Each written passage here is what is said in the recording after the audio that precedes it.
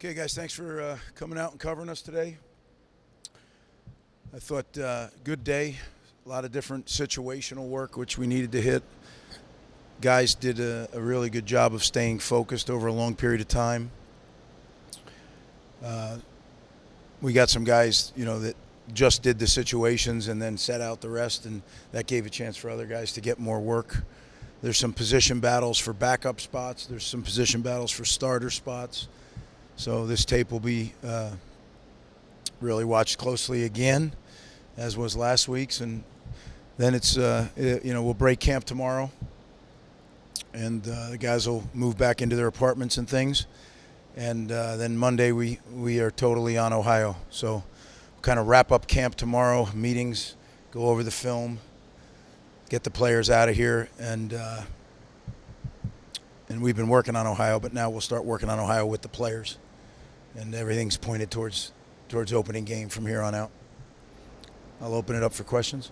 How do you feel the team is at now that training camp is wrapping up? Just how do you feel about things? Yeah, we have some guys that got bumped, that need to return, and I don't know, some will return Monday, some will return sometime before, and some won't return. So that'll be the challenge, to really put together the 2.5 deep now after evaluating this, and then. Like I said, lock sights on Ohio. Did anyone separate himself in the left tackle battle?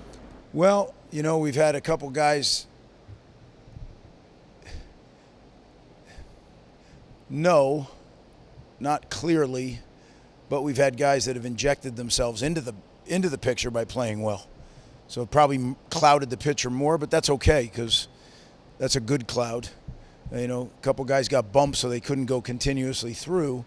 That also gave those guys a chance to show what they could do. So I think overall we come out of it with better depth at the tackle position, but not sure with certainty who are going to be the starting two. Greg, what would you say makes this team different from ones you've coached in the years past? Yeah, every team is different, and every season is different. That's why I tell them there'll never be a chance for the 2025 team again. Right, so it's special. This team has its own personality, its own kind of vibe. I love the vibe of the team. I love the way that the players care about each other. It's pretty evident that going into year 6 now, that the culture is definitely deeply embedded in our football team. You mentioned last week the focus level, the intensity level playing here in the stadium. How do you feel like that focus level went today, and as camp has gone on, how has it changed? Yeah, I think the focus level was really good today, because when you do a lot of the things we did at the beginning, situational things that are not every day, you don't work on them every day, it takes a great deal of focus. Sometimes when you do that first, guys can't then go and play physically and do the things you need to do, right? Because those things that we did at the beginning of the practice that lasted like an hour, those come up once a season, if at all. But you got to touch on them, and you got to do them live to make sure you know how to do them. But then to come out and have a scrimmage the way they did, I was proud of them. And a lot of those guys were younger guys that got those post-situational reps, and they played with focus. So, especially in this day and age, what you ask a football player to do is intensely focus for over 4 hours. It's not easy in the day of, on their phones. And, what's next? To keep them focused on something, that's a skill in of itself. What have you seen from some of the young quarterbacks since the spring and their maturation? Yeah, I think both AJ, Sean, and Rocco, all three of the backups, have really grown. I think AJ's really grown. Really, I think they all have. I mean, I'd like to single one out, but they've all got incrementally better. I just think AJ has more time at it, so he looks more comfortable than the rest. But certainly he's defined himself as our backup, but the other two are doing a great job too. As Sean has made huge improvement, as has Rocco.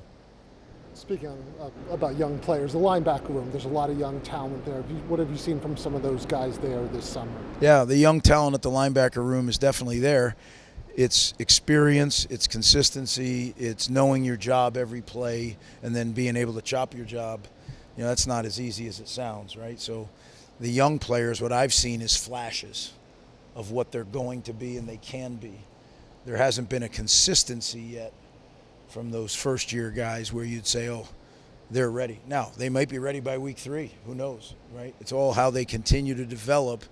It's a little harder to develop when you get into game week, though, because now you're focused on another team to prepare for.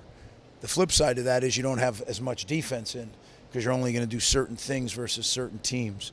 So it gives those guys a chance, maybe, if needed, to be able to do that. So, but I'm excited about the talent level and really good people, too, like fun to coach guys. Throughout training camp, is there an attribute or anything like that around the collective team that you feel like kind of improved the most throughout this month in training camp? I think the unselfishness, we have some really great players, but no big shots. Nobody's strutting around. Everybody's earning it every day, and it's unique. That doesn't happen every time. And they care about each other. I'd say that's the 2 biggest things, how much they care about each other. I guess what's kind of your assessment of the defensive line from what you've seen in training camp, and especially with some of those transfers that came in and how they're kind of adjusting? We only go live in the 2 scrimmages, so it's really hard to tell.